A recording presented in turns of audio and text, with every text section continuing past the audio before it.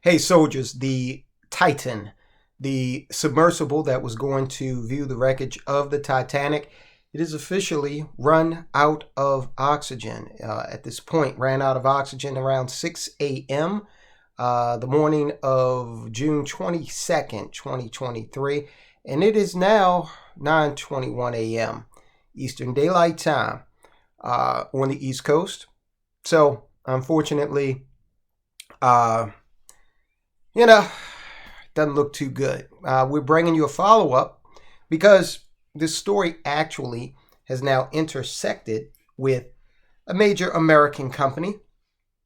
I'm going to tell you what they have to say about it in just a moment. But look, we're going to tag to the previous video we did on this, and I don't know, I just don't think this thing was ready for prime time, although I do know that it did go down once to the Titanic, at least once, okay, from what I have gathered, and did some, research, I guess you would say, of the wreckage site. So we're going to get into this, guys. Go ahead and subscribe to the channel if you haven't already. Help us out by hitting that thumbs up also. That's very important. Hit that because that lets the algorithm know that you think that this content should be shared with others. If you are a Soldier of Finance subscriber, I salute you. If you haven't subscribed, go ahead, hit the subscribe button now. Let me know you did so in the comments, and I will salute you as well, okay? All right, so lastly, hit the join button. Find out what we have to offer in the members-only section of the Soldiers of Finance channel. I'm telling you, you're going to love it. Guys, we're also on Patreon, Twitter, and Rumble. Diversity is our strength, right? So we're diversified. All right, so the Titanic tourist sub missing in the Atlantic Ocean runs out of oxygen. The Titan is the name of the submersible. Vanished on a trip to the 112-year-old shipwreck at the bottom of the Atlantic Ocean. Had a certain amount of oxygen on board, so they stay down there for an extended period of time and I guess look at the wreckage, and didn't work out. Okay, so we kind of know that unfortunately there's nothing really more to say about them running out of oxygen. Somebody in a story that I read earlier today was suggesting that maybe somehow they made it back to the surface, okay, where at least they could pop the top and have breathable air, right? But then I read that that's only possible for them to resurface when they actually have the help of the mothership craft, that they need that to surface. So that mothership has not reported that they've done that. So, hey, God bless them and their families. All right, but this does intersect with a major American company and a major American university. Boeing and Washington College are denying developing the Titan sub, despite the CEO, Stockton Rush, CEO of OceanGate, the owner of the submersible. He's saying that his work with Washington College and with Boeing is proof that it was safe. Now, let's just examine that claim right off the bat. First of all, Boeing, if you look at Starliner, that is the latest rocket and crew delivery system that they are developing. That thing is filled with holes, okay, and has not really been able to get its footing in terms of being able to be trusted to carry astronauts to the moon or anywhere else for that matter. So just because you're working with Boeing, I'm sure they are the first to say that, hey, look, this stuff is, needs to be planned, needs to be engineered over long periods of time, and there's a lot we have to do before we get it right. Now, if he had said, hey, I worked with SpaceX, they actually, for a lot of reasons, are better in the department of taking things from the design stage to actual implementation and safe operation. All right. But this guy Stockton Rush, the CEO of OceanGate, the more we learn about him, the more questions we have. Let's just say that. Boeing and the University of Washington have both denied being involved in developing the still missing Titan sub, despite the company's CEO bragging about their help as proof that his craft was safe and not, quote, MacGyvered, unquote. Now, I'm old enough to remember MacGyver. For those of you who aren't, used to be a TV show called MacGyver with the actor Richard Dean Anderson. And MacGyver would get into these situations every week, and then he would look under like a kitchen sink and find a paper clip, a bottle of ammonia, and a scrub brush, and he'd be able to make like a rocket sled out of that. Okay. That's the kind of show it was. It was interesting, but that's what he's referring to when he says MacGyvered. OceanGate had repeatedly touted outside expertise in developing its Titan submersible, now feared to have run out of oxygen, with its CEO among 5 on board. In interviews on its website. Okay, so repeatedly they, talked about all of this expertise they had. And maybe he was engaging in a little bit of puffery because Boeing is such a big historic name in technology here in America and the world. And so mentioning them, I don't think it's going to hurt you when you may be fishing for investment dollars, okay? Just some speculation there. A 2021 press release celebrating the Titan's first successful 12,500-foot dive to the Titanic wreckage thanked Boeing as an, quote, industry partner, unquote, giving, quote, design and engineering support, unquote. However, Boeing told the Post early today, it's Thursday, the 22nd of June, Boeing told the Post that, quote, Boeing was not a partner on the Titan and did not design or build it. What that's not saying is whether or not they contributed in any way to the design or construction of it. All right. Listen, guys, I used to be a lobbyist. I understand the English language. And sometimes what people say, what people don't say, is more important than what they say. So I would like to see a more clear statement. I think they did that way because they're such a big company. This just happened, and they had to put something out there. So if they do find that they contributed in any way, they can come back and say, well, our original statement said that we didn't design or build it. And we didn't. We gave him this or that, or, but we weren't responsible for the complete construction. They could equivocate, and back out of it if they need to with that statement.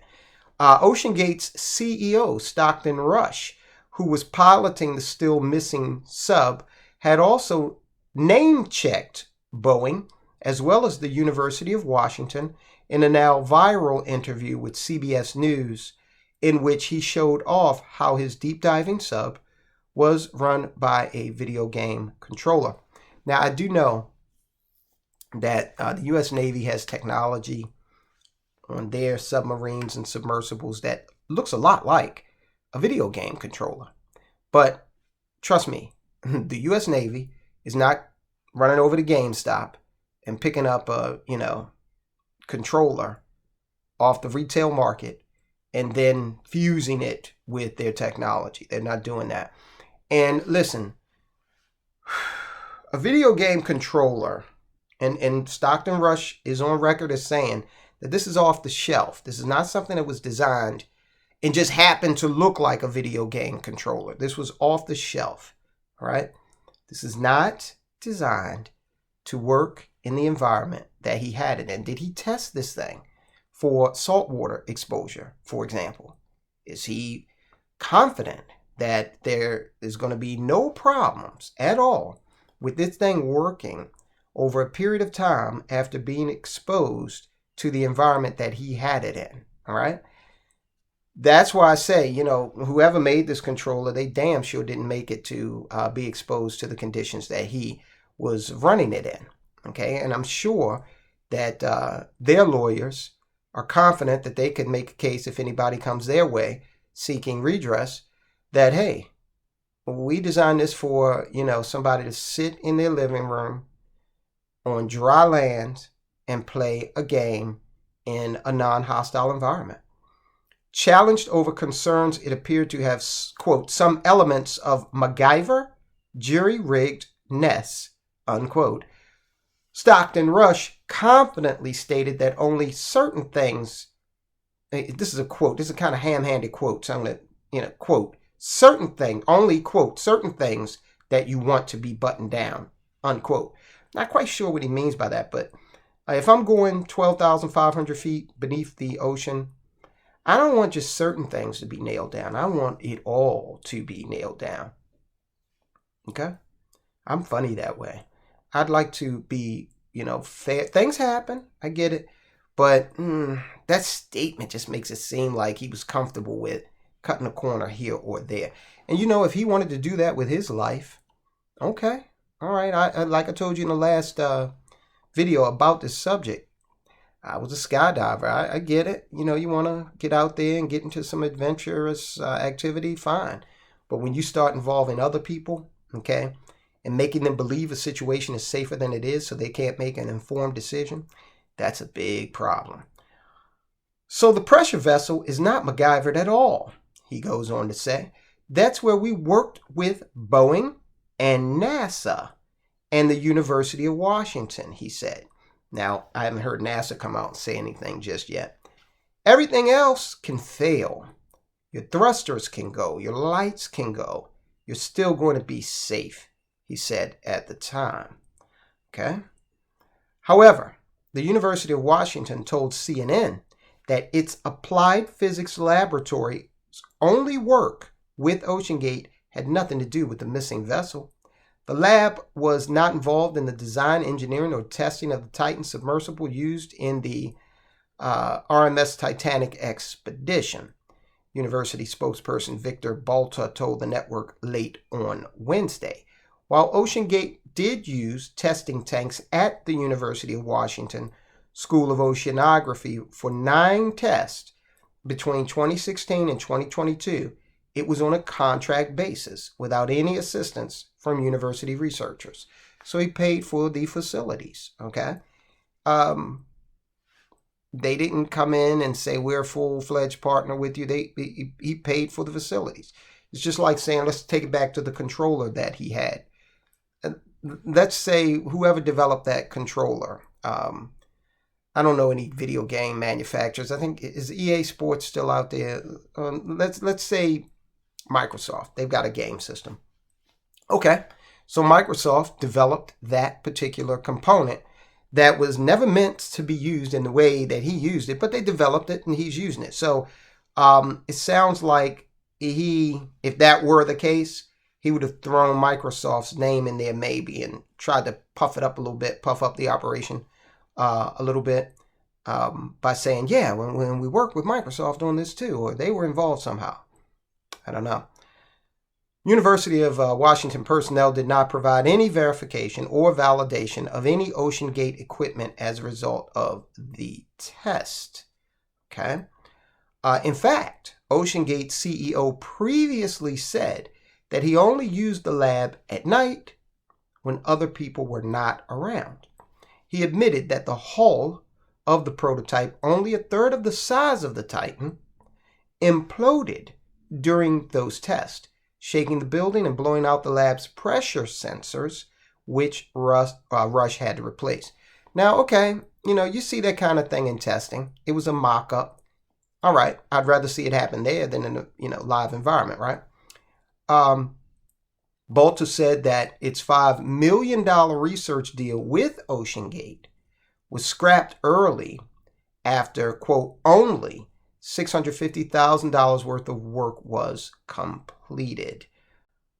The collaboration resulted in a steel-hulled vessel named the Cyclops 1 that can travel to 1,650 feet in depth, which is far shallower than the depths the OceanGate's Titan submersible traveled to. Okay. NASA, meanwhile, okay, so NASA has weighed in. NASA, meanwhile, told AL.com that its Marshall Space Flight Center had a Space Act agreement with OceanGate, and they did consult on materials and manufacturing processes for the submersible. However, NASA did not conduct testing and manufacturing via its workforce or facilities, which was done elsewhere by OceanGate, a rep told the outlet. We regret to hear that Titan submersible is missing, and we remain hopeful the crew will be found unharmed, NASA said. OceanGate did not immediately respond to requests for comment early Thursday. Its website appeared to be mostly offline. Along with Rush, the missing include British billionaire Hamish Harding, Pakistani tech and energy mogul Shahzada Daewoo, and his 19-year-old son, Suleiman, and famed Titanic explorer Paul-Henri Nargeolet.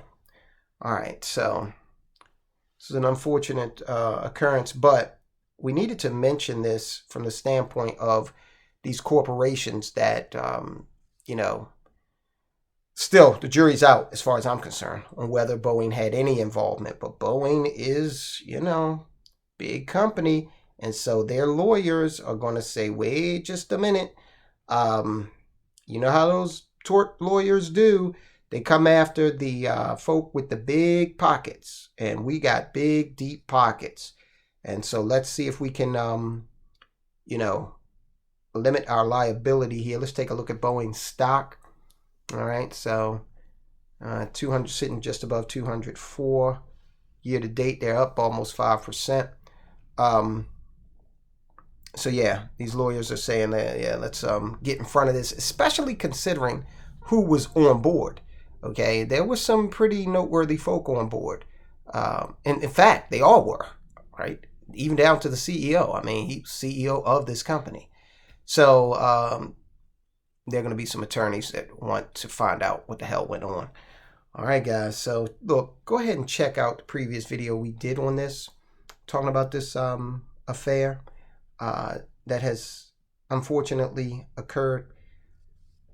You're really going to want to see that video, because in that we show you how that CEO put diversity and inclusion over and above safety and experience. I know it sounds unbelievable. Watch that video. Guys, I'll talk to you soon.